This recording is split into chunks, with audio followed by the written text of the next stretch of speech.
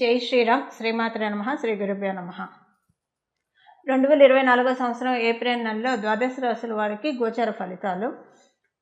ఈ ఏప్రిల్ మాసంలో గోచర గ్రహస్థితులు గురు భగవానుడు మేషరాశిలో సంచారం, బుధుడు కూడా మేషరాశిలోనే సంచారం చేస్తూ ఉన్నారు. ఏప్రిల్ 2వ తారీఖు నుంచి బుధుడు వక్రగమనంలోకి వెళ్తారు.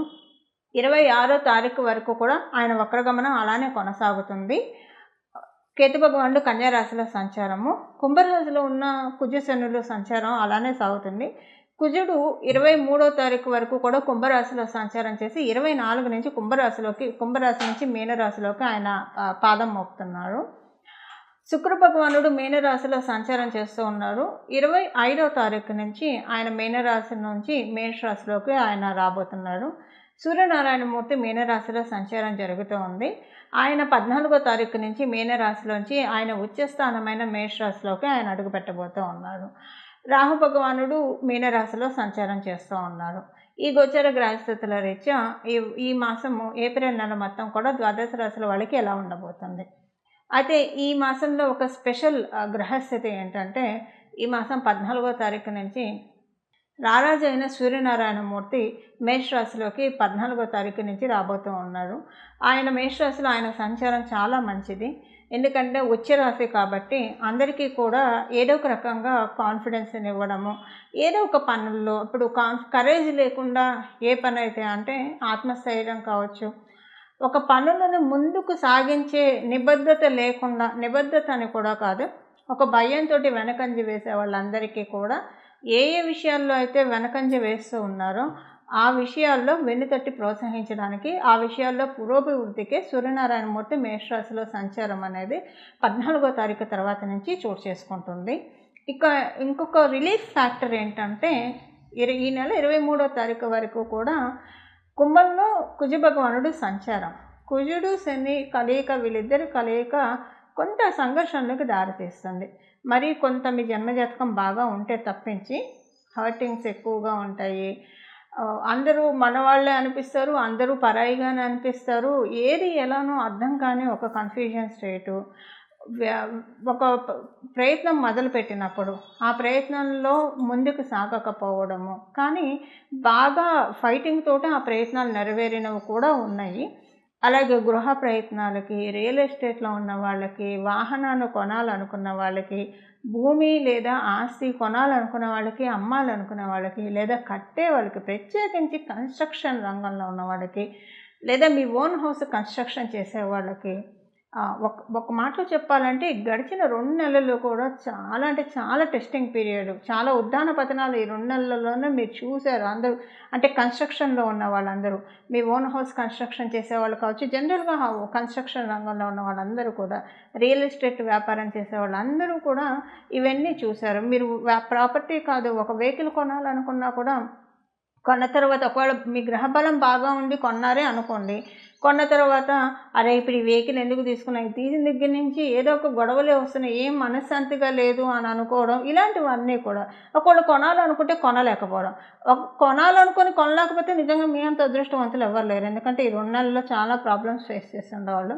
కొని ఉంటే కనుక అవి మీకు ఈ నెల 24 నుంచి హౌస్ కన్స్ట్రక్షన్ చేయాలనుకునే వాళ్ళకి, కన్స్ట్రక్షన్లో ఉన్న వాళ్ళకి, రియల్ ఎస్టేట్లో ఉన్న వాళ్ళకి, ఇల్లు లేదా స్థలము పొలము కొనాలనుకున్న వాళ్ళకి, అమ్మాలనుకున్న వాళ్ళకి, వాహనాలు కొనాలనుకున్న వాళ్ళకి, అమ్మాలనుకున్న వాళ్ళకి ఈ నెల 24 నుంచి కొంత ఊరట లభిస్తుంది.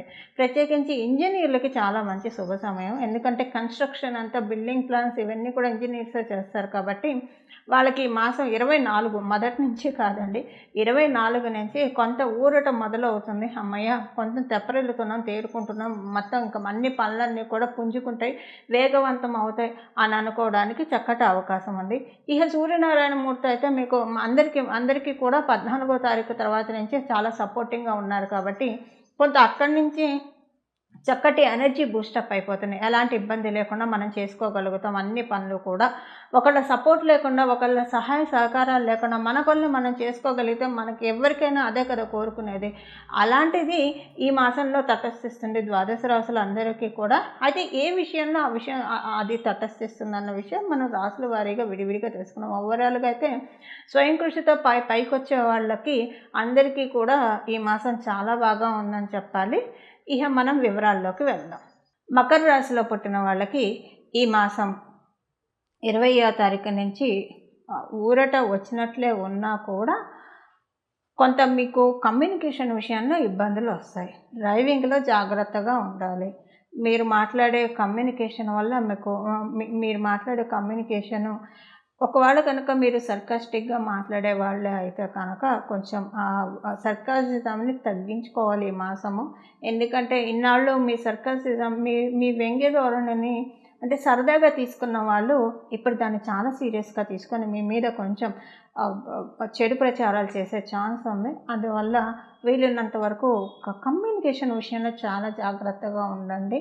జనరల్‌గా మన వాళ్ళే కదా అని చెప్పి ఏదో ప్రశాంతంగా ఏవో చిన్న చిన్న జోకులు వేయడము ఇలాంటివన్నీ కూడా సెన్స్ ఆఫ్ హ్యూమర్ ఉన్న వాళ్ళు కూడా ఈ మాసం వరకు కూడా మీ హాస్యాస్పద ధోరణిని కొంత పక్కన పెట్టాల్సిన అవసరం ఉంది. లేకపోతే మీకు కొంచెం చిన్న చిన్న ఇబ్బందులు వచ్చే అవకాశం ఉంది. సరదాగానే కదా అన్నామని మీరు అనుకోవచ్చు. కాకపోతే ఆ తీసుకున్న వాళ్ళకి అది సరదాగా అనిపించదు. చాలా హర్టింగ్‌గా అనిపిస్తుంది. వాళ్ళు ఎవరితో షేర్ చేసినా కూడా నిజమే హర్టింగ్‌గానే అన్నారు. ఏం సరదాగా అనలేదు అని చెప్పి సో మీరు ఒకవేళ ఉద్యోగంలో ఉంటే ఉద్యోగంలో ప్రాబ్లమ్స్ రావచ్చు. వ్యాపారంలో ఉంటే వ్యాపారంలో ప్రాబ్లమ్స్ వచ్చే అవకాశం ఉంది కాబట్టి లేదా గృహపరంగా అయినా ప్రాబ్లమ్స్ వచ్చే అవకాశం ఉంది. ఈ విషయంలో జాగ్రత్తగా ఉండాలి. మీరు పబ్లిక్ ప్లాట్‌ఫామ్‌లో ఉంటే కనుక ఈ మాసం చాలా జాగ్రత్తగా ఉండాలి. కొంచెం ఇబ్బందులు వచ్చే అవకాశం ఉంది. పబ్లిక్ ప్లాట్‌ఫామ్‌లో ఉన్న వాళ్ళందరికీ కూడా ఈ మాసము. ఒకవేళ మీరు పబ్లిక్ ప్లాట్‌ఫామ్‌లో లేకపోతే మీ నేబర్స్ తోటి, మీ బంధువర్గంతో ఏమన్నా చిక్కులు వస్తాయి కాబట్టి ఈ విషయంలో కూడా మీరు కొంచెం జాగ్రత్తగా ఉండాలి. ఈ మాసం మకర రాశిలో పుట్టిన వాళ్ళకి పూర్తిగా అనుకూలంగా అయితే లేదు. రవి కుజుల సంచారము మీకు 20వ తారీఖు నుంచి మీకు థర్డ్ హౌస్‌లో జరగడం వల్ల కొంత ఇబ్బందికరమైన వాతావరణం ఉండే అవకాశం ఉంది. సో స్పెషల్లీ డ్రైవింగ్ చేస్తున్నప్పుడు డ్రైవింగ్‌లో కొంచెం జాగ్రత్తగా మీరు అంటే కాషియస్‌గా డ్రైవింగ్ మీదే దృష్టి పెట్టి నడపండి. డ్రైవ్ చేస్తున్నప్పుడు పాటలు వినే అలవాటున్నా, ఫోన్ మాట్లాడే అలవాటున్నా ఇవన్నీ కొంచెం తాత్కాలికంగా పక్కన పెట్టుకోండి. అసలు ఇది మీకు చాలా కాలం కూడా వర్తిస్తుంది ఈ పాయింట్. ప్రత్యేకించి ఈ మాసం ఇంకా ఎక్కువగా వర్తిస్తుంది.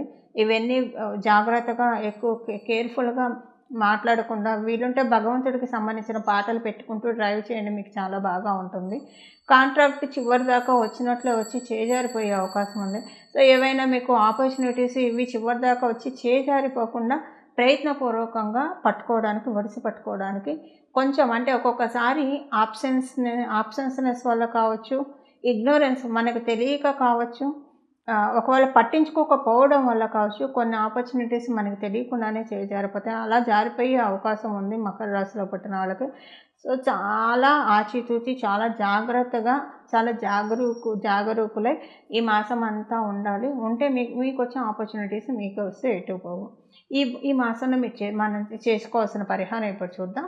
ఇవి మీ మాస ఫలితాలు మకర రాశిలో పుట్టిన వాళ్ళకి. చూశారు కదండి ఈ మాసం మీ రాశి యొక్క ఫలితాలు. ఇప్పుడు మనం చేసుకోవాల్సిన పరిహారం చూద్దాం.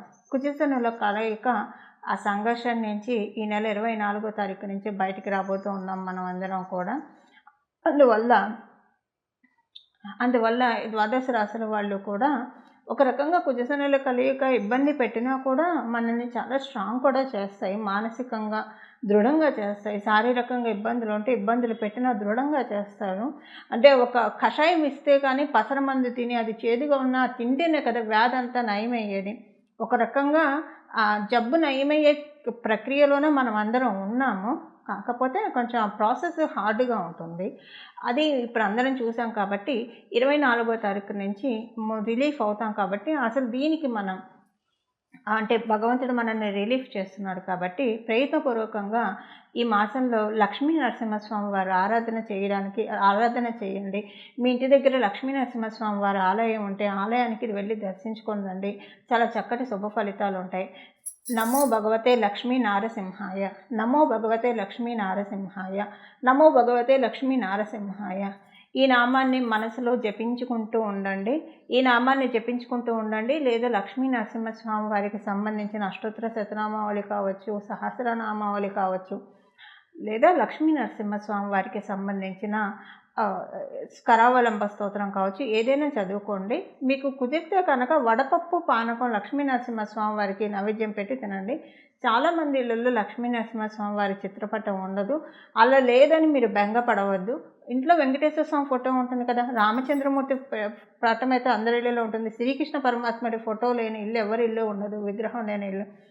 వాళ్ళకి ఆ దేవతామూర్తులకే, ఎందుకంటే దశావతారాలన్నీ కూడా విష్ణుమూర్తికి సంబంధించినవే కాబట్టి మీరు మళ్ళీ ప్రత్యేకించి తెచ్చుకోవాల్సిన అవసరం ఏమాత్రం లేదు.